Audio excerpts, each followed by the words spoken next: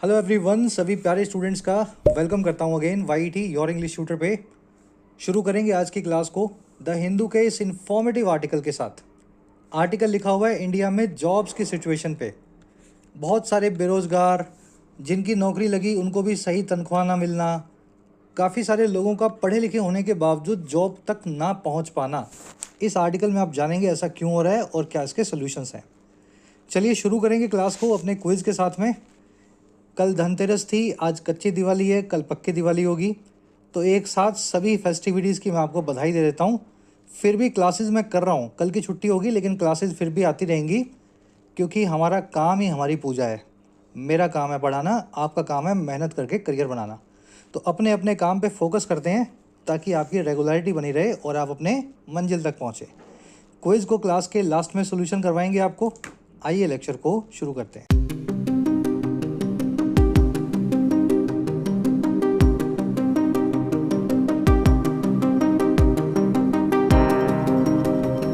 कह रहा है जी, a crisis undermining state legitimacy. अब खाली इसको पढ़ो मत, समझो वर्ड्स क्या कह रहे हैं। क्राइसिस मतलब विपत्ति, आपदा। अ क्राइसिस मतलब एक आपदा। तो कोई एक आपदा है, और कौन सी है वो? जो अंडरमाइनिंग है, यानी अंडरमाइन करने वाली है। वर्ब के आईएनजी फॉर्म इस क्राइसिस नाम के नाउन को मॉडिफाई कर रही है। अंडरमाइन करना बहुत अच्छे से आप जानते हैं, कॉमन सा वर्ड है, किसी चीज़ को कमज़ोर बनाना। तो एक ऐसा क्राइसिस है जो कमज़ोर बना रहा है स्टेट यानी राज्य यानी कि सरकार की लेजिटिमेसी को, वैधता को। अभी सरकार का जो भी ऑर्डर आता है हम मानते हैं, क्योंकि सारे ऑर्डर्स लेजिटिमेट हैं। गवर्नमेंट ने बोला लॉकडाउन है तो लॉकडाउन है, सरकार ने बोला जीएसटी लगा तो जीएसटी लगा।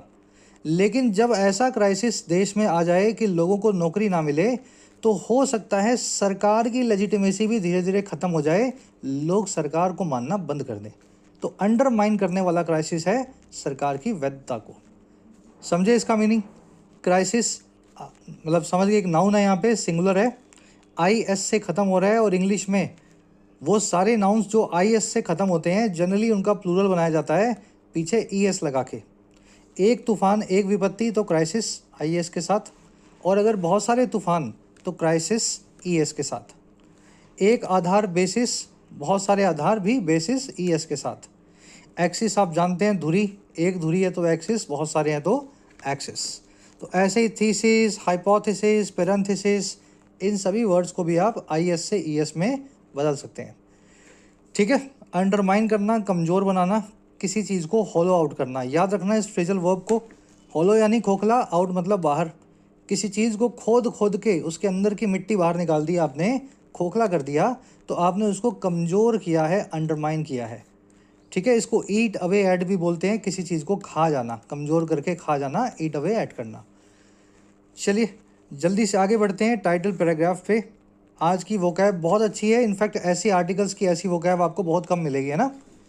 कह रहा है जी, unemployment is not merely an economic issue but a fundamental political challenge. कह रहा है जो अनएम्प्लॉयमेंट है यानी बेरोज़गारी है, कह रहा है ये मेयरली यानी सिर्फ या ओनली एक इकोनॉमिक इशू नहीं है। It is not merely an economic issue, ये सिर्फ एक आर्थिक मुद्दा नहीं है। इकोनॉमिक यानी आर्थिक, इशू यानी मुद्दा, बल्कि ये है एक फंडामेंटल या बेसिक पॉलिटिकल चैलेंज, राजनीतिक चुनौती। अनएम्प्लॉयमेंट सिर्फ अर्थनीति से या इकॉनमी से नहीं जुड़ा हुआ, राजनेताओं की बहुत बड़ी भूमिका होती है देश की पॉलिसी को बनाने में, जिसकी वजह से अपने बेरोज़गारी देख रहे हैं।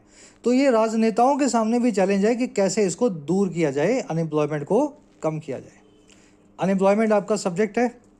ये जो आप नॉट मेयरली देख रहे हैं, मेयरली को मैं ओनली बोल दूंगा तो ये बन जाएगा नॉट ओनली। और ये जो बट देख रहे हैं इसके बाद में ऑल्सो अंडरस्टूड है, लिखो या ना लिखो ये बन गया बट ऑल्सो।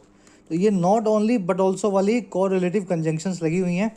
दोनों कोरिलेटिव कंजंक्शंस अपने बाद में सेम टाइप ऑफ वर्ड लेगी। जैसे यहाँ पे नॉट मेयरली के बाद लिखा हुआ है इकोनॉमिक इशू, और बट ऑल्सो के बाद में लिखा हुआ है फंडामेंटल पॉलिटिकल चैलेंज। ये भी नाउन है, ये भी नाउन है। अब जिन बच्चों के समझ में नहीं आया सर कोरिलेटिव नाउन कोई बात नहीं, आपके बेसिक्स कमज़ोर हैं। कैसे बेसिक्स करने हैं ये मैं आपको आगे बताऊंगा। अभी पढ़ते जाओ और सीखते जाओ, जितना हो सके ग्रास्प करो। चलो अब ये मेयरली पे कॉन्सेप्ट है ग्रामर का, थोड़ा सा आगे बढ़ते हैं, फ्लो बना के आपको करवा देता हूँ। एक बार खुद से पूछो, इस मेयरली की जगह है क्या मेयर का इस्तेमाल किया जा सकता था? मेयरली की जगह पे क्या मेयर लगा करके काम चलाया जा सकता था? दोनों वर्ड्स में क्या फ़र्क है? जल्दी से क्लास को एक लाइक और एक शेयर दे दो ताकि अपने आगे बढ़ पाएँ। चलिए, आप में से काफ़ी स्टूडेंट्स मुझसे रिक्वेस्ट कर रहे थे, इंक्वायरी कर रहे थे टेक्स्ट बुक की सेल के लिए।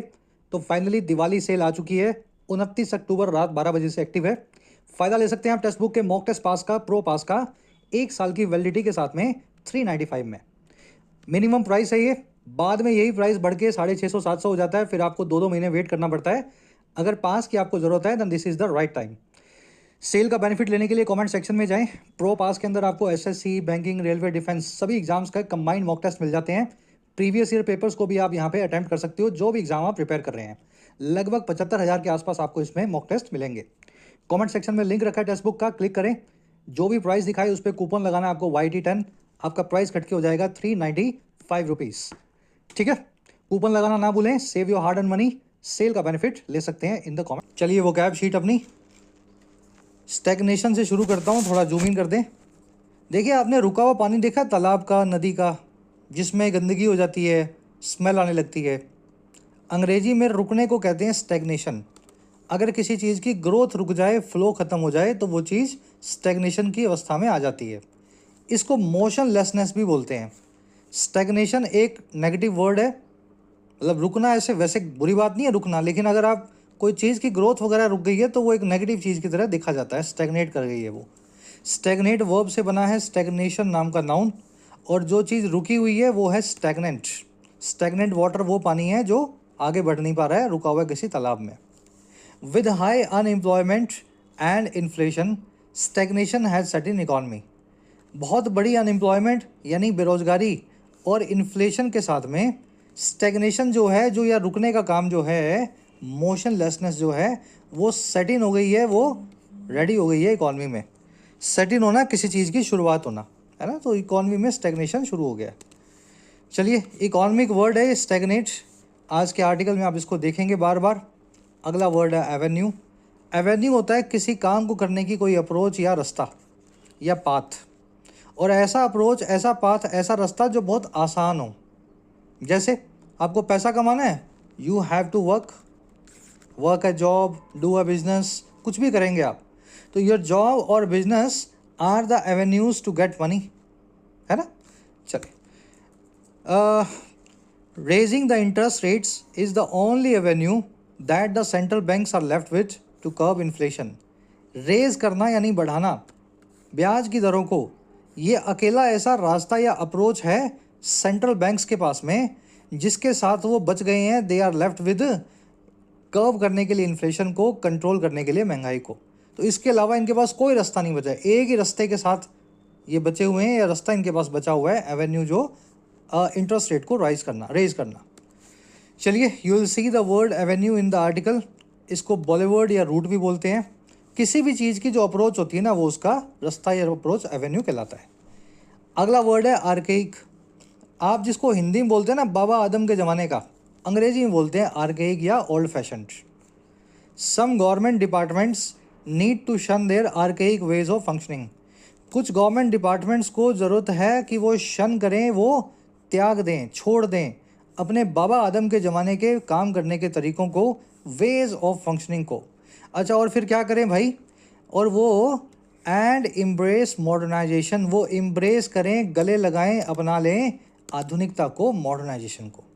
तो टाइपराइटर अभी भी किसी किसी सरकारी आपको ऑफिस में मिलेंगे, जो बड़ी शर्म और हंसी की बात है 2024 में, है ना।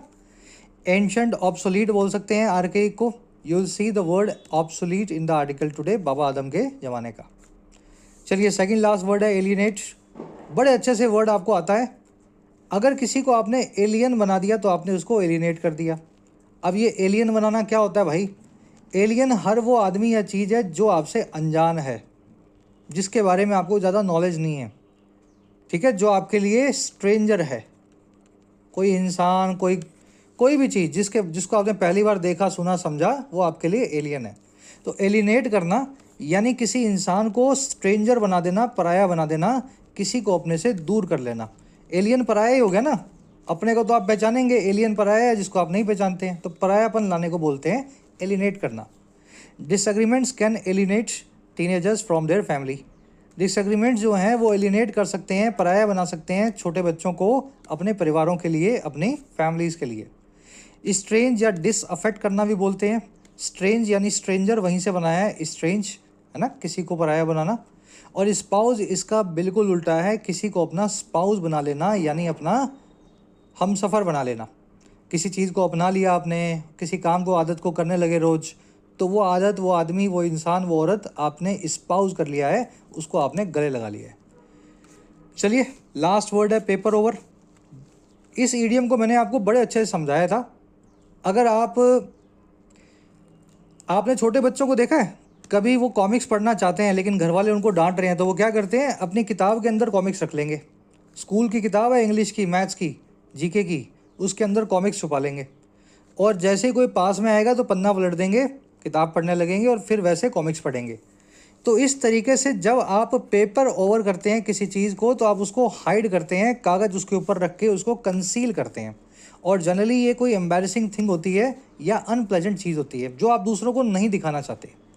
The sky scrapers of the city can not paper over the slums near by. जो सिटी के स्काई स्क्रेपर्स हैं, स्काई स्क्रेपर्स यानी गगनचुंबी इमारतें, जो गगन को यानी स्काई को स्क्रेप करें, यानी खुरच करके आएँ, आसमान तक पहुंच जाएं, है ना, गगनचुंबी। तो बड़ी बड़ी इमारतें जो हैं शहर की, वो नहीं छुपा सकती, नहीं ढक सकती आसपास की झुग्गी बस्तियों को, स्लम्स को। चलिए, you will see this phrasal verb paper over in the article today. चलिए आर्टिकल पे आएंगे, एक समरी आपको दें। समरी ये कि अनएम्प्लॉयमेंट की सिचुएशन आपको पता है, कहने की ज़रूरत नहीं है, सरकारी आंकड़ा कोई भी आ जाए, 8%, 10%। हकीकत ये है, देश में 25% अप टू 40 के एज के जो लोग हैं वो बेरोज़गार हैं। और जो 75% को नौकरी मिली है, ये भी बड़े खुश नहीं है। इनमें से काफ़ी लोगों की तनख्वाहें बहुत कम हैं, गुजारा करना भी बड़ा मुश्किल है। तो ये सिचुएशन जो आप देख रहे हो ना, ये इकोनॉमिक सिचुएशन नहीं है, ये सिचुएशन है राजनेताओं की बनाई हुई। इस आर्टिकल में आप इनके कारण देखेंगे, क्या क्या बदमाशियाँ हमारे पॉलिटिशियंस करते हैं। दूसरा, इसके सॉल्यूशंस देखेंगे, और एक बहुत ही सुना जाना माना सॉल्यूशन आपने सुना होगा, यूनिवर्सल इनकम। आप सभी को एक बराबर की इनकम दे दो, 10,000 15,000 रुपये महीना, फिर वो काम करे तो और कमाए, नहीं कमाए तो 10-15 हज़ार में अपना गुजारा करे। तो यूनिवर्सल बेसिक इनकम को भी क्रिटिसाइज़ किया गया है कि ऐसी इनकम्स भी सॉल्यूशन नहीं कर सकती गरीबी और बेरोजगारी का। आज की टोन है क्रिटिकल, सरकार को कर रहा है क्रिटिसाइज, साथ में कंसर्न्ड है, थोड़ी चिंता दिखा रहा है। आइए आर्टिकल को शुरू करते हैं। कह रहा है जी, India faces a job quality crisis, not just a job shortage. कह रहा है जी, भारत फेस करता है जॉब क्वालिटी के क्राइसिस को, जॉब की क्वालिटी के एक तूफान को या विपत्ति को, ना केवल, नॉट जस्ट जॉब शॉर्टेज को, नौकरियों की कमी को। तो नौकरियां तो कम है ही, उसको तो हम फेस कर ही रहे हैं। जिनको मिली हुई है उनकी क्वालिटी भी अच्छी नहीं है, 15-15 घंटे काम करवा के भी पूरा पगार, पूरा पैसा नहीं मिलता। इंडिया सब्जेक्ट है, फेसेस इसकी वर्ब है। आगे बढ़ते हैं। कह रहा है जी, real jobs should offer dignity, fair pay and room for growth. जो सही की जॉब्स हैं, रियल जॉब्स हैं, उनको ऑफर करना चाहिए या देना चाहिए इन सारी अच्छी चीज़ों को। पहली अच्छी चीज़ है डिग्निटी यानी गरिमा। इसको क्या बोलते हैं आप, किसी के लिए रिस्पेक्ट, है ना, सेल्फ रिस्पेक्ट। फेयर पे का मतलब होता है सही वेतन, जो ज़रूरी है, जितना बनता हो। और तीसरा है रूम, रूम यानी कमरा या फिर गुंजाइश। रूम का मतलब कमरा और गुंजाइश दोनों होती है। गुंजाइश और जिसमें ग्रोथ की, आगे बढ़ने की। तो रियल जॉब्स तो वही होती है जिसमें ये तीनों चीज़ें आपको मिलती हो। कह रहा है जी, फिर भी many are informal, unpaid and stagnant. फिर भी बहुत सारी जॉब्स या तो इनफॉर्मल हैं, अनौपचारिक हैं, या अनपेड हैं, और या फिर स्टेगनेंट हैं, अपनी जगह रुकी हुई हैं, जिनमें वेतन आगे बढ़ता नहीं है। समझ गए ना। तो रियल जॉब्स इंडिया में आपको बहुत कम मिलेगी। बहुत कुछ सरकारी वाले हैं या फिर कुछ प्राइवेट में अच्छी जॉब्स में हैं, उसके अलावा तो आप देखो ये तीनों चीज़ें आपको कहीं ना मिले। रियल जॉब्स की वर्ब है शुड ऑफर, मैनी की वर्ब है आर। इनफॉर्मल जॉब्स मतलब जिसमें आप किसी दुकान वुकान पे काम कर रहे हैं। अनपेड जॉब्स मतलब ऐसी नौकरियां जिसमें आपको कुछ पैसा भी नहीं मिल रहा, जैसे हाउस वाइफ का काम है, अगर किसी और के घर का काम करेगी वो औरत तो पैसा मिलेगा, लेकिन अपने घर कर रही है तो मुफ्त में कर रही है ना वो, तो अनपेड वर्क है उसका। और स्टैगनेंट जॉब वो हैं जिनमें 10-10, 5-5 साल से कुछ पैसे की बढ़ोतरी नहीं हुई है। कह रहा है जी a low unemployment rate deceptively paints a healthy picture. कह रहा है जो लो अनएम्प्लॉयमेंट रेट है यानी बेरोजगारी की दर है जो कम करके सरकार ने दिखाई है, 7-8% दिखाती है सरकार। कह रहा है जी बड़े धोखे वाले तौर पे डिसेप्टिव मैनर में या डिसीविंग मैनर में वो पेंट करती है एक हेल्दी पिक्चर को, दिखाती है एक बहुत सुंदर सी तस्वीर। डिसेप्टिव तौर पे दिखा रही है आपको, धोखा दे रही है लो अनएम्प्लॉयमेंट रेट। कह रहे हैं कैसे? Despite counting everyone who work just a month in a year as employed. बावजूद काउंट करने के हर एक आदमी को या किसी भी आदमी को जिसने 1 महीना भी काम किया है किसी साल में, उसको अनएम्प्लॉयड, उसको एम्प्लॉयड काउंट करने के। तो सरकारी आंकड़ा क्या बोलता है? अगर साल में 30 दिन काम करोगे तो आप हमारे हिसाब से एम्प्लॉयड हो, आप बेरोजगार नहीं हो। कह रहे जी और इस वजह से जो 7-8% की अनएम्प्लॉयमेंट रेट सरकार पब्लिश करती है लेबर वर्कफोर्स सर्वे में, कह रहा है जी वो डिसेप्टिव मैनर में धोखाधड़ी वाले तरीके से आपको एक अच्छी पिक्चर दिखाने वाला आंकड़ा है। एक्चुअल में सिचुएशन बहुत बुरी है। ये 7-8% वो लोग हैं जिनको साल में 1 महीना भी काम नहीं मिला, जिनको 3 महीने काम मिला है, जो 100 दिन नरेगा में गए थे, 90 दिन, है ना, वो तो कैसे आप उनको एम्प्लॉयड मान सकते हो? लेकिन सरकार बोलती है ये बड़े अच्छे से एम्प्लॉयड हैं सभी के सभी लोग। अनएम्प्लॉयमेंट रेट की वर्ब है पेंट अ पिक्चर, यानी किसी चीज़ की तस्वीर बनाना, किसी चीज़ का सिचुएशन दिखाना। चलिए हु आया है एनीवन के लिए, who work just a month, ठीक है, हु की वर्ब है वर्क। कह रहा है जी this scarcity of meaningful work particularly for the youth is a time bomb. कह रहा है ये जो स्कैरसिटी है, कमी है, स्कैरसिटी समझते हैं ना किसी चीज़ की डेफिशिएंसी या शॉर्टेज। कह रहा है ये जो कमी है ना मीनिंगफुल वर्क की, सार्थक काम की, खास करके यूथ के लिए, जनजी के लिए, जन वाई के लिए, कह रहा है ये कमी जो है एक टाइम बॉम्ब है, एक फटने वाला बम है। और कौन सा टाइम बॉम्ब है भाई ये? Threatening our economy and even the state's legitimacy. Threaten करता हुआ, चुनौती देता हुआ हमारी इकॉनमी को, अर्थव्यवस्था को, यहाँ तक राज्य की वैधता को भी, सरकार की पावर्स को भी, है ना, संप्रभुता को भी। तो किसी दिन ऐसा आएगा जब लोग परेशान हो जाएंगे और पूछेंगे भाई कौन सी सरकार, हमें कौन सी सरकार मिली, हमारी सरकार में तो हमारे पास जॉब ही नहीं है, तो सरकार कैसी? तो ये एक टाइम बॉम्ब की तरह है ये जॉब्स की कमी। स्कैरसिटी सब्जेक्ट है, इज़ इसकी वर्ब है। मीनिंगफुल वर्क मतलब सार्थक काम, ऐसा काम जिसमें आपको गरिमा मिले और पूरा पैसा मिले। लेजिटिमेसी यानी वैधता या किसी चीज़ की, समझ गए ना। कह रहा है जी without tangible avenues for engagement and financial independence young people are bound to feel sidelined and frustrated. कह रहा है जी बिना टेंजिबल एवेन्यूज़ के, एवेन्यू यानी रास्ता, किसी चीज़ को काम करने का अप्रोच, याद है ना वर्ड। और टेंजिबल मतलब ऐसी चीज़ जिसको छुआ जा सके या महसूस किया जा सके, हवा हवाई ना हो, जो वास्तव में रियल में एग्जिस्ट करती हो।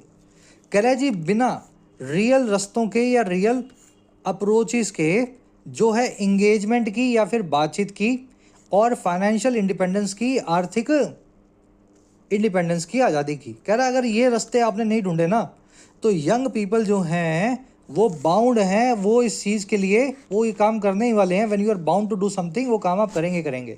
तो यंग पीपल जो हैं वो बाउंड है इस काम को करने को, कि वो फील करेंगे कि वो साइडलाइन और फ्रस्ट्रेटेड हैं, समाज के हाशिए पे हैं और बहुत ज़्यादा फ्रस्ट्रेशन से भरे हैं। तो आपको कोई रास्ता निकालना होगा, सरकार को कह रहा है फाइनेंशियल इंडिपेंडेंस इन यूथ को दे दो, कुछ बातचीत करो, इनसे एंगेजमेंट करो, कोई ऐसा एवेन्यू ढूंढो जो सच में रास्ता हो, है ना, हवा हवाई बात ना हो। चलिए पीपल की वर्ब है are. When you are bound to do something, उस काम को करने पे आप मजबूर हैं, है ना। I am bound to feel sideline, I will have to feel sideline. तो बाउंड को आप हैव टू, हैज टू से भी रिप्लेस कर सकते हैं। टेंजिबल आपको मैंने बता दिया, जिसको छुआ जा सके या महसूस किया जा सके, जो रियल हो। एवेन्यू यानी अप्रोच या रास्ता। चलिए मेरे ख्याल से समझ में आ रहा होगा, बहुत मुश्किल आर्टिकल नहीं है। चलिए कॉन्सेप्ट कर लेते हैं हम मेयरली और मेयर वाला। देखो अगर आपको इसमें कन्फ्यूज़न है तो 5 मिनट के लिए जो भी आपको याद है इस कॉन्सेप्ट से जुड़ा हुआ भूल जाओ। मैं आपको जो बता रहा हूँ 5 मिनट सुन लो, कॉन्सेप्ट दिमाग में बैठ जाएगा। अंग्रेजी में 2 वर्ड्स हैं, मेयर और मेयरली। दोनों का मतलब होता है सिर्फ, ओनली या केवल।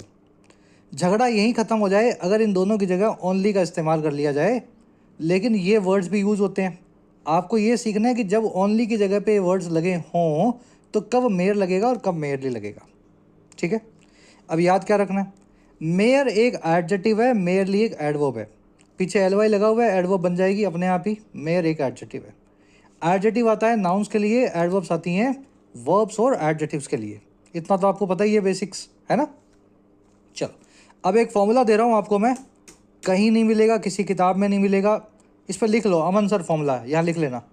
इस फॉर्मूला को आप चाहे 2 घंटे 2.5 घंटे इस चैप्टर को पढ़ लेना, यही फॉर्मूला लास्ट में निकलेगा।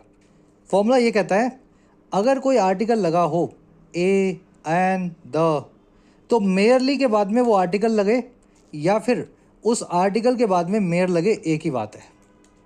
अगर कोई आर्टिकल लगा हो तो मेयरली के बाद में वो आर्टिकल आ जाए या वो आर्टिकल आ जाए मेयर से पहले, एक ही बात है।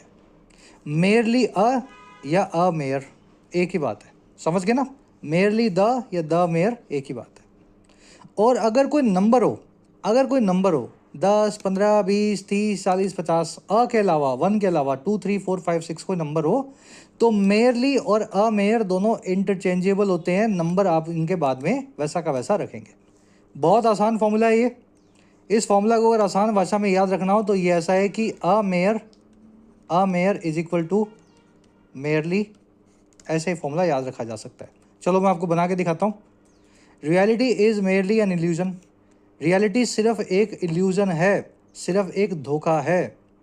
देखो, मेयरली के बाद में एक आर्टिकल आ रहा है, मेयरली के बाद में एक आर्टिकल आ रहा है। अगर मैं यहाँ पे इसको मेयर बनाना चाहूँ तो मुझे क्या करना है, इस आर्टिकल को उठाना है और मेयर से पहले ले आना है। इस आर्टिकल को उठाना है और यहाँ पे रख देना है इज़ के बाद। तो या तो मैं ऐसा लिख दूँ reality is a mayor illusion, तो भी ठीक है, और या फिर मैं ऐसा लिख दूँ reality is merely an illusion, तो भी ठीक है। ये अ एन क्यों बनाया मैंने, आप अच्छे से जानते हैं। एन लगेगा आई के हिसाब से, है ना।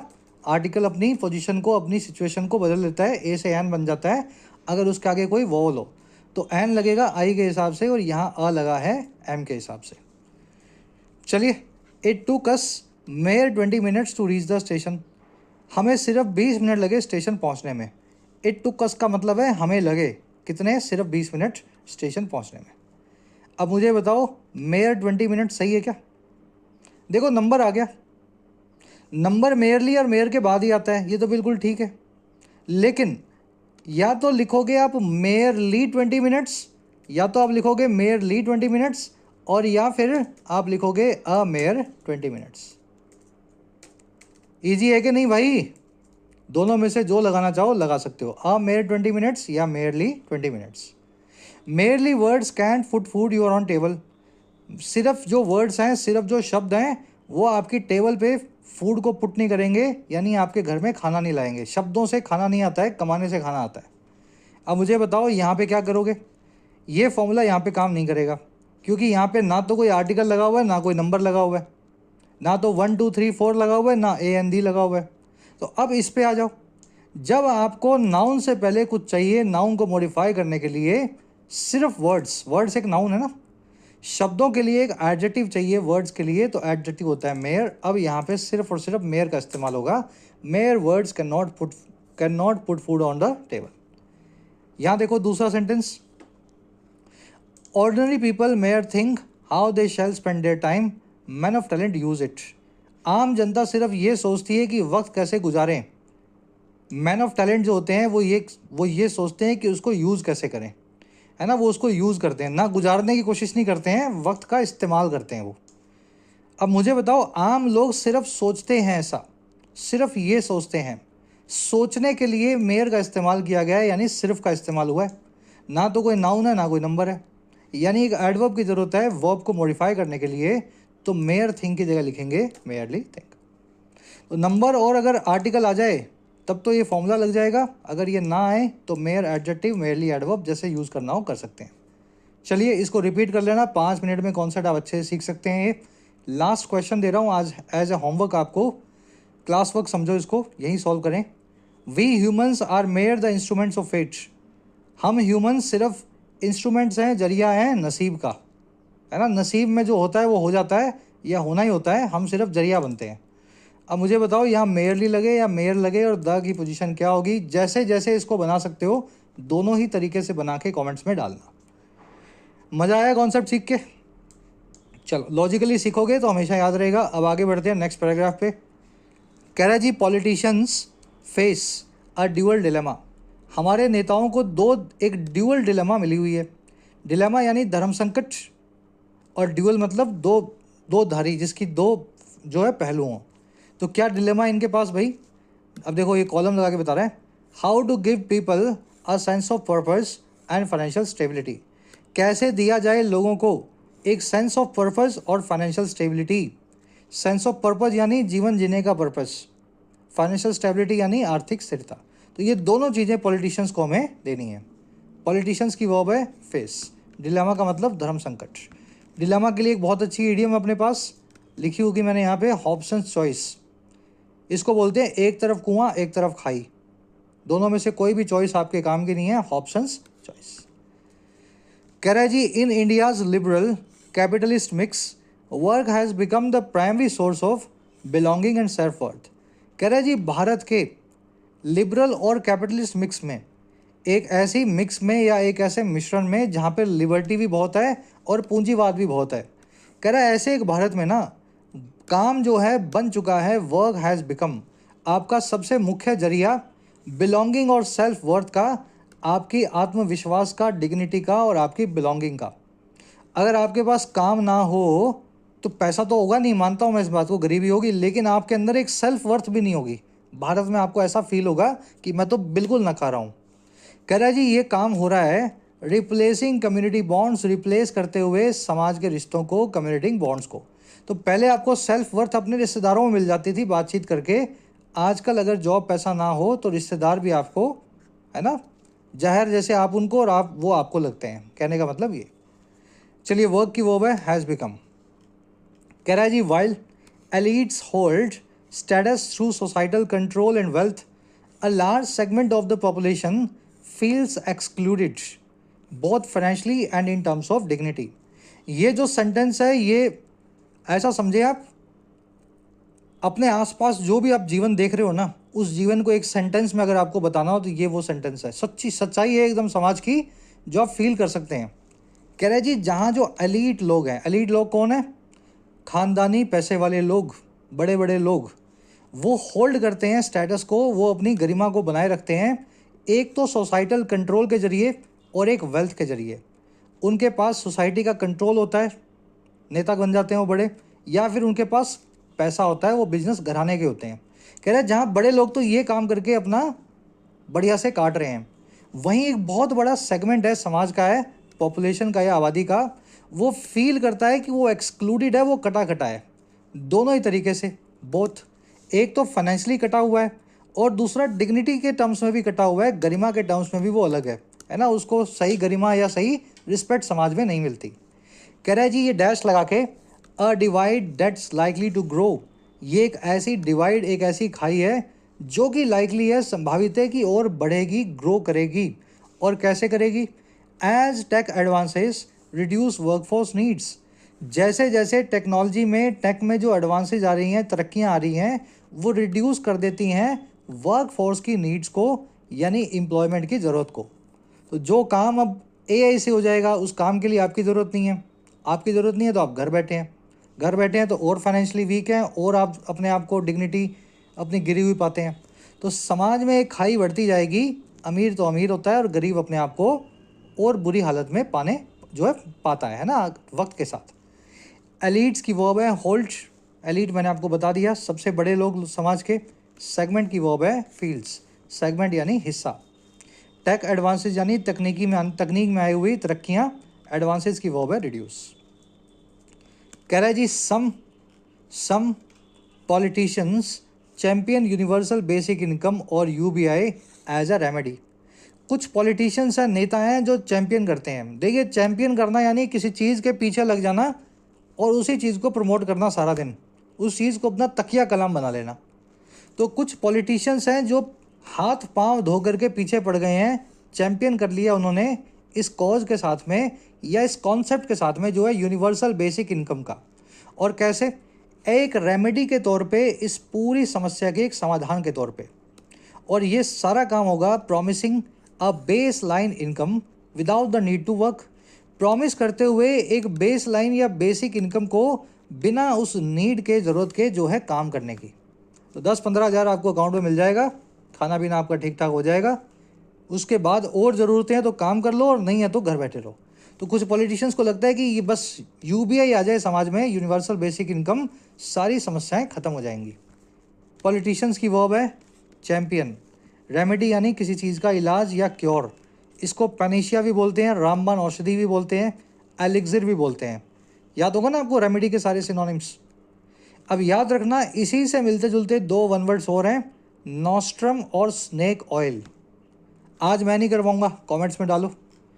रामबाण औषधि या पैनेशिया से मिलते जुलते वर्ड्स हैं नॉस्ट्रम और स्नेक ऑयल। मुझे पता है काफ़ी बच्चों को आता होगा, कमेंट्स में डालो ताकि दूसरे लोग भी पढ़ पाएँ और आप भी याद रख पाएँ। चलिए, अब ये क्यों ख़राब है यूनिवर्सल बेसिक इनकम?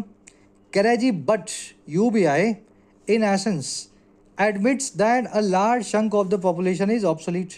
कह रहा है लेकिन यूबीआई को अगर देखें, आप इस कॉन्सेप्ट को देखें, तो ये अपनी एसेंस के अंदर, अपने सार के अंदर एडमिट कर लेता है, मान लेता है कि एक बहुत बड़ा चंक या हिस्सा हमारी पॉपुलेशन का ऑब्सोलीट है, काम करने के लायक नहीं है, चलन से बाहर है।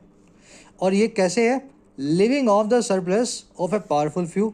और जो लिव ऑफ करेगा, जो गुजारा करेगा उस बचे कुचे पे, सरप्लस पे, जो है कुछ पावरफुल फ्यू लोगों का, कुछ अमीर और पावरफुल लोगों का, जो बहुत कम है, मुट्ठी भर है।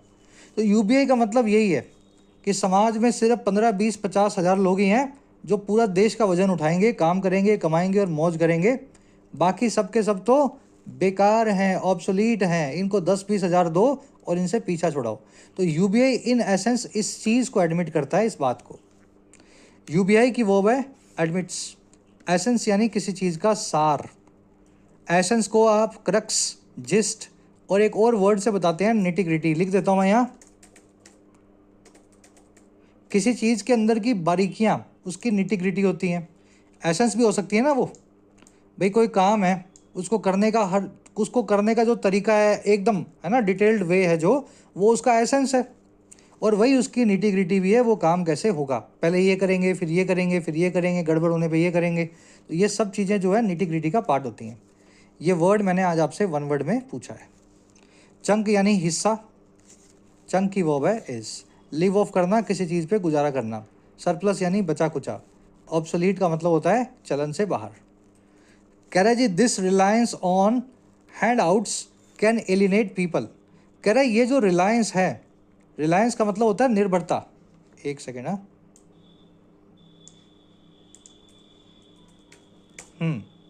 कह रहा है जी, ये जो रिलायंस है या निर्भरता है हैंडआउट्स पे। हैंडआउट मतलब कोई चीज़ जो आपको थमा दी जाए as a gift, grant, subsidy, उपहार, डोनेशन। कह रहा है ये जो रिलायंस है, निर्भरता है खैरात की चीज़ों पे, ये एलिनेट करेगी, ये पराया कर देगी लोगों को समाज के। और कैसे? Denying them the satisfaction of contribution and relevance. मना करते हुए उनको, देने से मना करते हुए, उन लोगों को डिनाई करते हुए उस सेटिस्फैक्शन को या संतोष को जो है समाज में भागीदारी का और अपनी प्रासंगिकता का, रेलेवेंस का।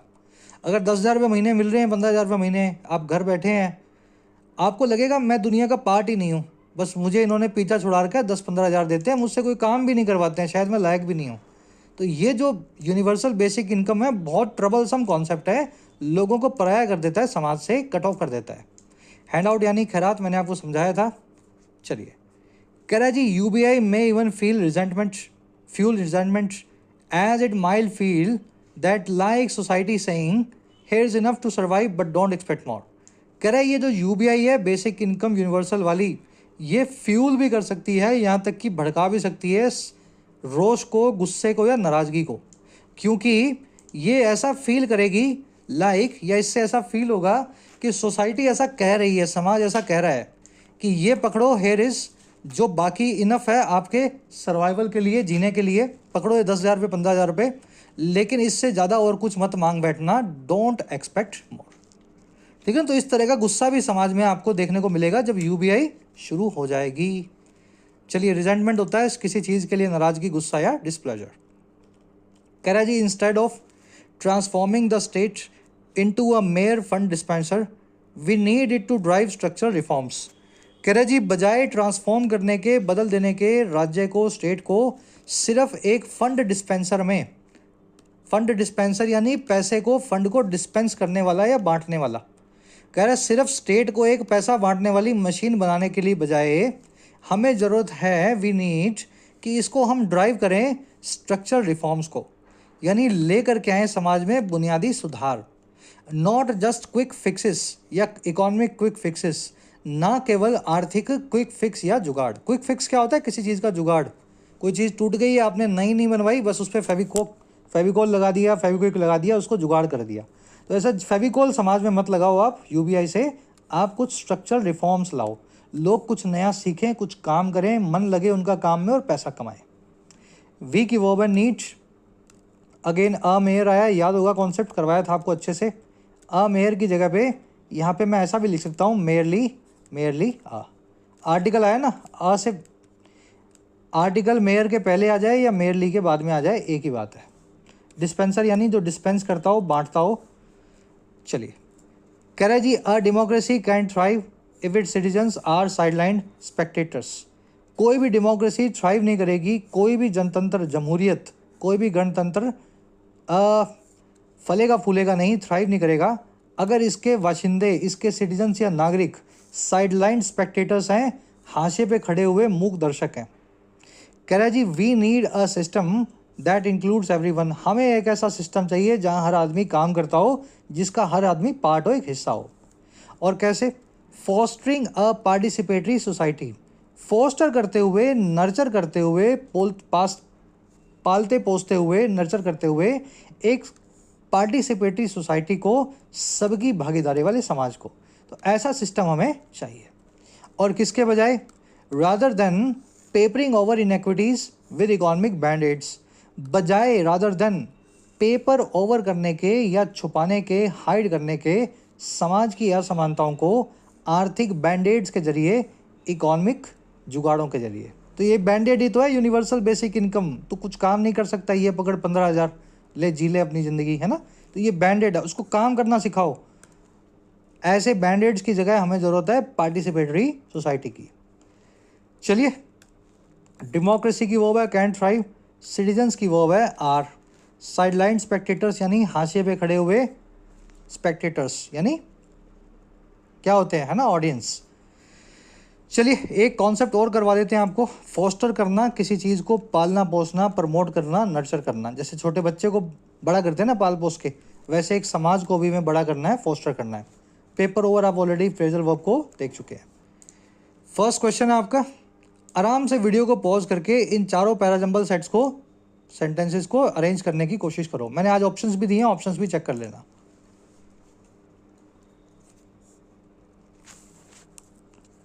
चलो, मैं ऐसा होप कर रहा हूँ कि ये चारों आप पढ़ चुके हो और मीनिंग निकाल चुके हो। सीधे सीधे मैं हिंट्स पे आऊँगा जो इसमें रखी हुई थी।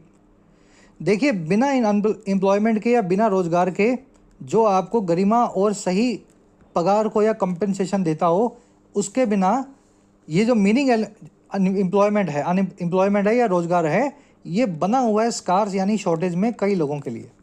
तो ये मैनी लोग कहाँ के हैं? मैनी मतलब भारत के लोगों की बात हो रही है, पाकिस्तानियों की बात हो रही है, बांग्लादेशियों की बात हो रही है, अमेरिकन की बात हो रही है, नहीं पता ना आपको। तो ये मैनी को आपको कनेक्ट करना है किसी चीज़ से। और देखो, ये कनेक्ट कहाँ हो रहा है? बी में हो रहा है। The lack of quality jobs threatens economic stability and state legitimacy in India. जो क्वालिटी जॉब्स की कमी है, देखो यहाँ भी वही चीज़ आई है ना, मीनिंगफुल एम्प्लॉयमेंट की कमी है जो स्कार्स है। ये जो जॉब्स की कमी है, ये इकोनॉमिक स्टेबिलिटी और स्टेट की लेजिटिमेसी को थ्रेटन करती है भारत में। तो भारत में ऐसा हो रहा है और बहुत लोगों के लिए ये नौकरियां आज भी गायब हैं। 2 के बाद 3 आएगा। और देख लो, किसी से कनेक्ट नहीं हो रहा। Economic policies favouring quick fixes have limited job creation for young Indians. यहाँ इंडियंस आ रहा है, लेकिन क्विक फिक्सेस तो कहीं और। पहले आप बताओ ना, क्विक फिक्सेस क्या है? क्विक फिक्सेस यानी जुगाड़। जुगाड़ से कैसे सेंटेंस शुरू हो जाएगा? सेंटेंस में तो आपको पहले समस्या बतानी है। समस्या है जॉब्स की कमी। तो जॉब्स की कमी भारत में लोगों के लिए वो समस्या, मीनिंगफुल एम्प्लॉयमेंट की कमी। 2 के बाद 3 जहाँ आ रहा है वो अपना आंसर बन जाएगा। देखो यहाँ नहीं आ रहा फर्स्ट में, यहाँ नहीं आ रहा थर्ड में, या तो बी आंसर है या डी आंसर है। अब देखो 1 4 और 4 1 यहाँ शुरू में लगा हुआ है या लास्ट में लगा हुआ है? फर्स्ट में बताया गया है जी ये जो क्विक फिक्सेस हैं या जुगाड़ हैं इनमें जॉब क्रिएशन बहुत लिमिटेड होता है। और फोर्थ में बताया गया है जुगाड़ कैसे कैसे, ऐसे ऐसे जुगाड़ जैसे कि यूबीआई जो एक सिग्नल करते हैं एक शिफ्ट को पैसिव इकोनॉमिक सपोर्ट का बिना किसी अपॉर्चुनिटी के। बस पैसा मिलेगा, कोई मौका आपको काम करने का नहीं मिलेगा। पहले जुगाड़ बताऊं या पहले ये बताऊं जुगाड़ों का नुकसान क्या है? पहले ये बताओ जुगाड़ क्या है, जुगाड़ से क्या हो रहा है, फिर इस जुगाड़ का एग्जाम्पल दो लाइक यूबीआई। आ रही बात समझ में? पहले जनरलाइज स्टेटमेंट बोलो, इस चीज़ से हमें नुकसान है, जुगाड़ों से हमें नुकसान है, फिर लास्ट में बताओ जैसे कि ये वाला जुगाड़, जैसे कि प्रपोजल लाइक यूबीआई। मुश्किल है, आसान बिल्कुल भी नहीं है। 2 के बाद में 3 आएगा। या तो आंसर आपका बनेगा बी या आपका आंसर बनेगा डी। अगर मैं 1 के बाद में 4 रखूँ तो यहाँ से बन रहा है आपका आंसर जो है बी। ठीक है, 4 1 से वैसे भी नहीं बनेगा, आप इसको शुरू में भी लाओगे ना, चौथे से आप शुरू करोगे सेंटेंस को, पूरे पैराग्राफ को, तो ये आपका आंसर वैसे भी नहीं बनेगा। बी बन गया इस केस में। बताना कितने लोगों का सही है, मेंस लेवल के हैं सारे के सारे। कह रहा है जी ये पैसेज क्या इंप्लाई करता है भारत की अप्रोच को लेकर के अनएम्प्लॉयमेंट को एड्रेस करने की। क्या अप्रोच होनी चाहिए भारत की भाई? देखो भारत की अप्रोच ये होनी चाहिए, हमें इकोनॉमिक रिफॉर्म्स करने हैं सोशल इश्यूज के ऊपर। यही करता है ना, यही अप्रोच तो है हमारी। भाई साहब ये अप्रोच होती तो हम अमेरिका बन गए होते, अभी यूरोप की किसी कंट्री के जैसे होते, है ना। ये अप्रोच नहीं है, हमारी अप्रोच है हम बैंडेड लगाते हैं, क्विक फिक्स करना चाहते हैं स्ट्रक्चरल रिफॉर्म्स का, जो है स्ट्रक्चरल प्रॉब्लम्स का। रिफॉर्म्स को लाना नहीं चाहते हैं, हमें तो 10-15 हज़ार का जुगाड़ मिल जाए कहीं पे, जीवन जीने का सहारा मिल जाए। तो सी आंसर है सेकंड का। थर्ड में कह रहा है जी अंडरलाइंग रीजन, अंडरलाइंग कंसर्न क्या है जो आर्टिकल रेज कर रहा है, वो चिंता क्या है जो आर्टिकल उठा रहा है डेमोक्रेसी के फ्यूचर को लेकर के अनएम्प्लॉयमेंट के रिलेशन में। सबसे आसान क्वेश्चन है ये। अरे भाई ये लोगों का विश्वास खत्म कर देगा डेमोक्रेसी से, सरकार से डरना और उसकी बात कर मानना बंद कर देंगे। Marginalising citizens could undermine the faith in democratic systems.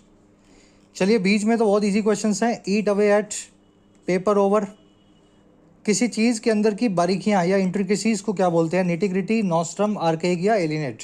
और ऑप्शन चॉइस क्या है? ऑफ कोर्स ये चारों वर्ड्स आपको पता है। लास्ट में 2 एरर्स मिलेंगी, पहली एरर मिलेगी इंस्टेड ऑफ के आसपास, और दूसरी आपको ज़रूर मिलेगी a merely an, merely merely an, इस कॉन्सेप्ट में। आराम से ढूंढो, वीडियो के फर्स्ट कमेंट में आंसर रखे हैं। आउट ऑफ 9 कितने मार्क्स मिले ज़रूर से बताना। कल की क्लास में आपसे लेंगे मुलाकात। क्लास कैसी लगी आज की? पूरी अच्छी लगी तो पीडी या पीडीआई लिख करके बताया करो सर, अच्छी लगी, मज़ा आया, मैंने पूरा देखा पीडी और मुझे इंटरेस्टिंग भी लगा पीडीआई। चलिए चलेंगे मुलाकात कल की क्लास में। जिन बच्चों को कोर्सेज की ज़रूरत है, एक्स्ट्रा क्लासेस की ज़रूरत है, you can take the benefits of the courses. Application को डाउनलोड करें YT ऐप को, आपको राइटिंग का, SSC का और बैंकिंग का, इनफैक्ट UPSC का भी कोर्स मिल जाएगा। अफोर्डेबल कोर्सेज है, मेहनत करना चाहते हैं तो ऐप को डाउनलोड करें, कमेंट सेक्शन में लिंक रखा गया है, you can take the benefit. चलिए अंटिल देन साइनिंग आउट।